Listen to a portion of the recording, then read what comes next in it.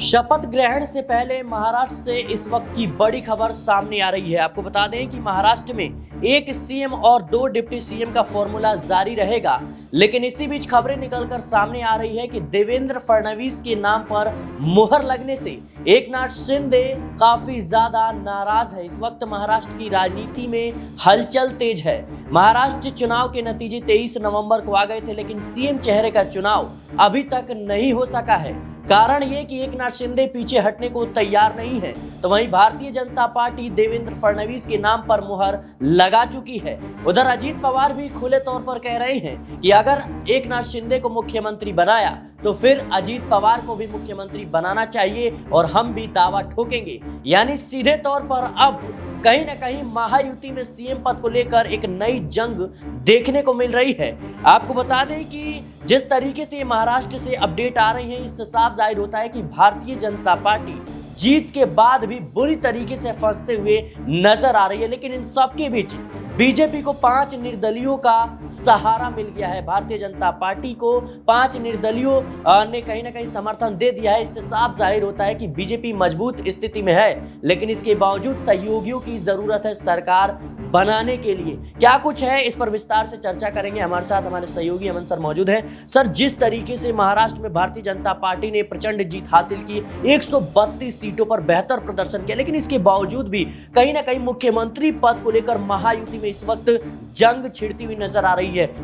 अजीत पवार का कहना है कि एकनाथ शिंदे को आप अगर सीएम बनाते हैं तो फिर अजीत पवार को भी सीएम बनाना चाहिए। तो ये आप किस तरीके से परिस्थितियां देख रहे हैं? देखिए सिराज, कभी कभी कहते हैं कि आदमी जीत कर भी हार जाता है और वही हशर इस समय बीजेपी का देखने को मिल रहा है। हालांकि अगर महाराष्ट्र के चुनाव की बात करें तो जाहिर बात है कि सिंगल लार्जेस्ट पार्टी है जिसने इतने बड़े लेवल पर जीत दर्ज की है। 130-32 के आसपास सीटें उनके पास में नजर आती हैं। बहुमत से तकरीबन 10-12 सीटें दूर रह गए, लेकिन उसके बावजूद कहीं ना कहीं उनको अब समझौते के सहारे अपनी सरकार को एक शेप देना पड़ रहा है। आप देखिए जिस तरह से एकनाथ शिंदे ने पहले भी ये बात कही थी कि भाई अगर बड़ी पार्टी बीजेपी है तो इसका मतलब ये नहीं कि ये पहले से तय हो गया था कि वो उनकी तरफ से मुख्यमंत्री बनेगा। यानी कि शुरुआत से ही कहने के एकनाथ शिंदे नाराज थे और अभी भी ये लगातार खबर सामने आ रही है कि भाई एकनाथ शिंदे देवेंद्र फडणवीस को मुख्यमंत्री बनाए जाने से खुश नहीं है, नाराज दिखाई पड़ रहे हैं। और साथ में तीसरा जो महत्वपूर्ण दल है अजीत पवार गुट, वो भी लगातार ये मांग कर रहा है कि भाई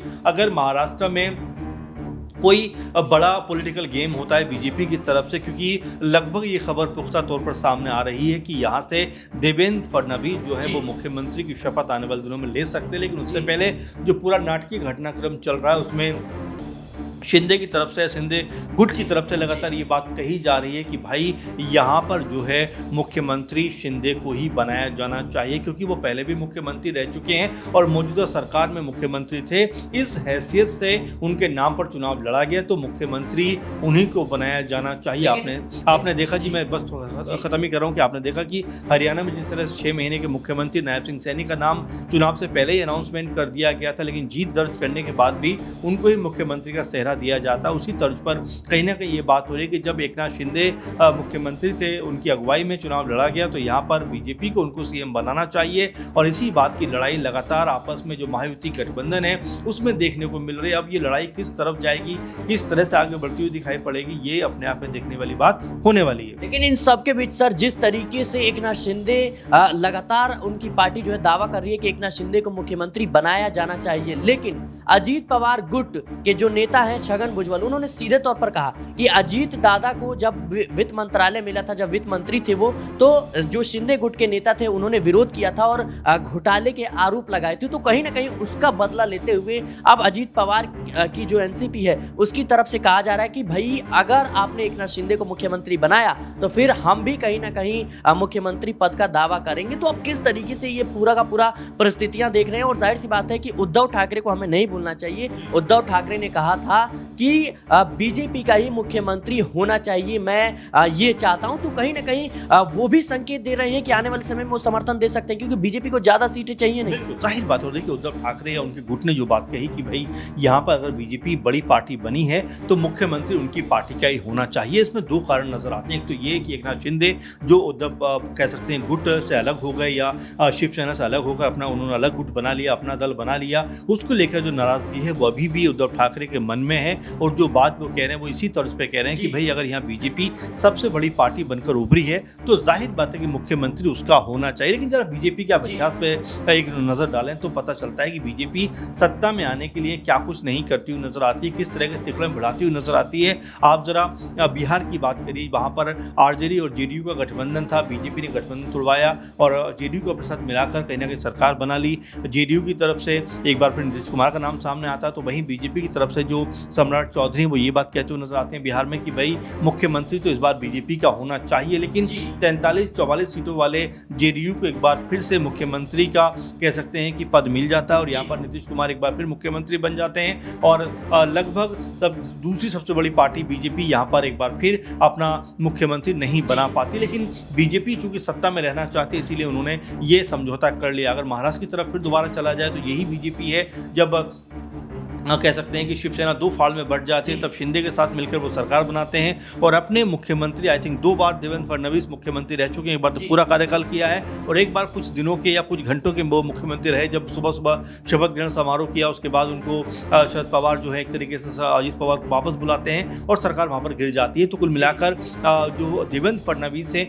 उनको यहाँ पर कह सकते हैं मुख्यमंत्री पद से वंचित रहना पड़ा था और यहाँ पर एकनाथ शिंदे मुख्यमंत्री बन जाते हैं। लेकिन अब लगातार ये बात कही जा रही है कि भाई अगर बड़ा दल हमारा है तो मुख्यमंत्री हमारा होना चाहिए और बीजेपी के कई नेताओं ने इस बात की तरफ इशारा किया है कि देवेंद्र फडणवीस को मुख्यमंत्री बनने से कोई नहीं रोक सकता। आपने देखा भी था कि अमित शाह जो गृह मंत्री हैं, बीजेपी के बहुत बड़े लीडर माने जाते हैं, चाणक्य माने जाते हैं, उन्होंने भी देवेंद्र फडणवीस की तरफ कह सकते हैं मन से इशारा किया था कि इनको बड़ा पद मिलने वाला है। तो जाहिर बात है कि यहाँ बीजेपी की मंशा है कि भाई मुख्यमंत्री उनका होना चाहिए। अब उद्धव ठाकरे का जो जिक्र आपने किया, देखिए उद्धव ठाकरे के पास भी लगभग 20-22 सीटों के आसपास हैं और यहाँ पर बीजेपी को बहुत ज़्यादा सीटें नहीं चाहिए। तो ऐसे में कोई बड़ी बात नहीं है या कोई बड़ी इसमें कह सकते हैं कि ऐसी बात नहीं जो हो नहीं सकती। पॉलिटिकली तौर पे हम देख सकते हैं कि बीजेपी जब पीडीपी से हाथ मिला सकती है तो यहाँ पर क्या वो उद्धव ठाकरे के साथ नहीं जा सकते। तो कुल मिलाकर स्थिति स्पष्ट नजर आती है कि यहाँ कोई बड़ा खेल हो सकता है, क्योंकि एकनाथ शिंदे हो या अजीत पवार हो, अगर इनकी नाराजगी लगातार बढ़ती रही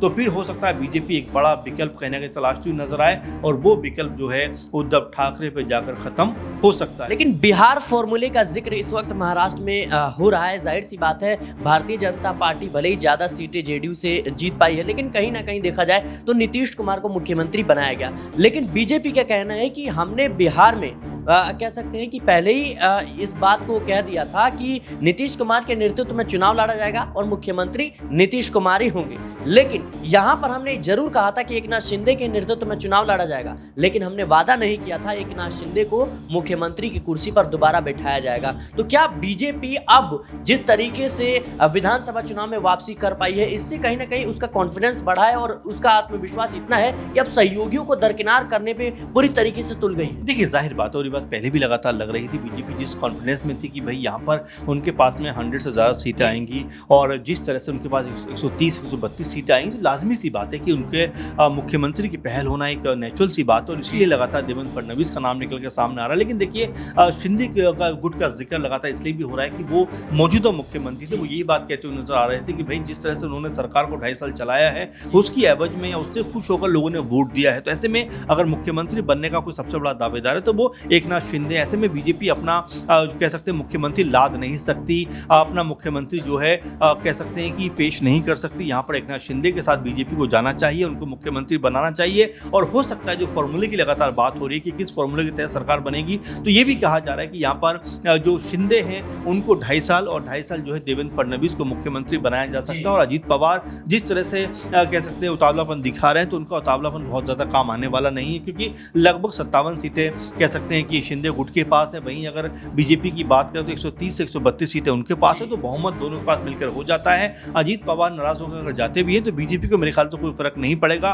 पहले भी हम देख चुके हैं कि देवेंद्र फडणवीस और अजीत पवार के बीच में जिस तरह की बयानबाजी हुई बटेंगे तो कटेंगे को लेकर, वो भी अपने आप में ये बताता है कि आपस के संबंध जो है ताल्लुकात जो है बहुत बेहतर नहीं है। ऐसे में हो सकता है शिंदे गुट की कह सकते हैं को मनाकर बीजेपी अजीत पवार गुट को दरकिनार भी कर सकती है। जी बिल्कुल दर्शकों, इस वक्त महाराष्ट्र में उथल पुथल की स्थिति मची हुई है, खास तौर पर जिस तरीके से सीएम पद को लेकर महायुति में एक कह सकते हैं जंग देखने को मिल रही है। इसका असर कहीं ना कहीं बीजेपी बीजेपी के जो राजनीति है, जो रणनीति है, उस पर पड़ता हुआ नजर आ रहा है। जहां एक तरफ देवेंद्र फडणवीस के नाम पर भारतीय जनता पार्टी पहले ही मुहर लगा चुकी है, तो वहीं देखा जाए तो एकनाथ शिंदे गुट पीछे हटने को तैयार नहीं है। एकनाथ शिंदे लगातार मुख्यमंत्री पद का दावा ठोक रहे हैं, तो अजीत पवार ने सीधे तौर पर कह दिया है कि अगर एकनाथ शिंदे को मुख्यमंत्री बनाया गया तो फिर अजीत दादा को भी मुख्यमंत्री बनाया जाना चाहिए। फिलहाल देखा जाए तो महाराष्ट्र में जीत के बाद बुरी तरीके से भारतीय जनता पार्टी फंसती हुई नजर आ रही है, और इधर